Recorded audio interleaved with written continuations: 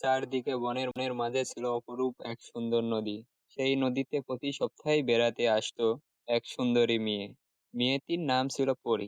পরী cycle নিয়ে এসে সারা বন ঘুরে বেড়াতো আর পশু পাখিদের সাথে খেলাধুলা করত। কিছু সময় পানিতে নেমে আনন্দ করত। জনশূন্য ছিল চারপাশ। আবার বিকেল হলেই চলে যেত তার সাইকেল নিয়ে। সেই বনেই থাকতো রাকিব নামের একটি ছেলে।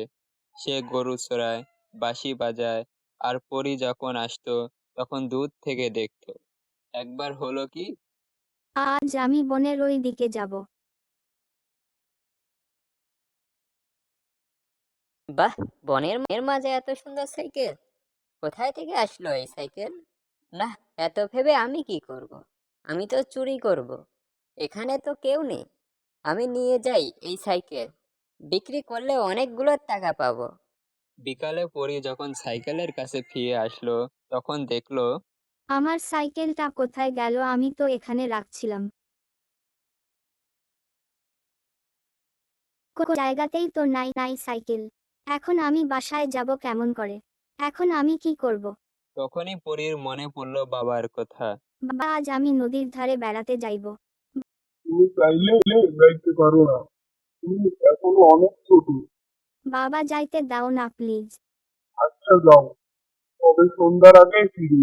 তাছাড়া বাজার ঢুকে দিব না, বলে থাকি যেন। ধন্যবাদ বাবা, আমি এখন যাই তাহলে।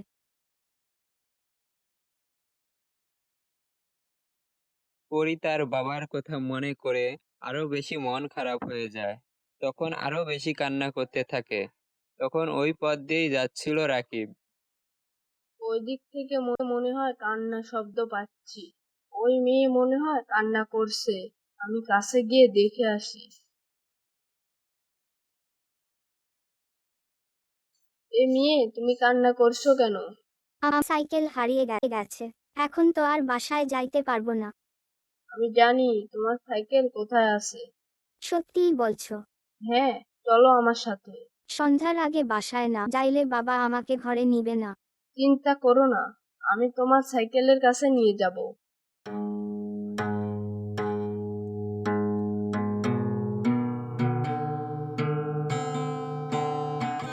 এই তো আমার সাইকেল, আমি নিয়ে আসি তাহলে। তোকে অনেক অনেক ধন্যবাদ। আমরা আজ থেকে বন্ধু, ঠিক আছে? আমি গরিব রাখাল, তোমার বন্ধু হব কি করে? তুমি রাখাল হয়েছো তো কি হয়েছে? তুমিও তো মানুষ। আচ্ছা ঠিক আছে, আমি তোমার বন্ধু। আমি তাহলে আজ বাসায় যাই। রাকিবের কাছ থেকে বিদায় নিয়ে পরী চলে যায় তার বাসার দিকে। আর পিছন থেকে পরীকে দেখতে থাকে রাকিব।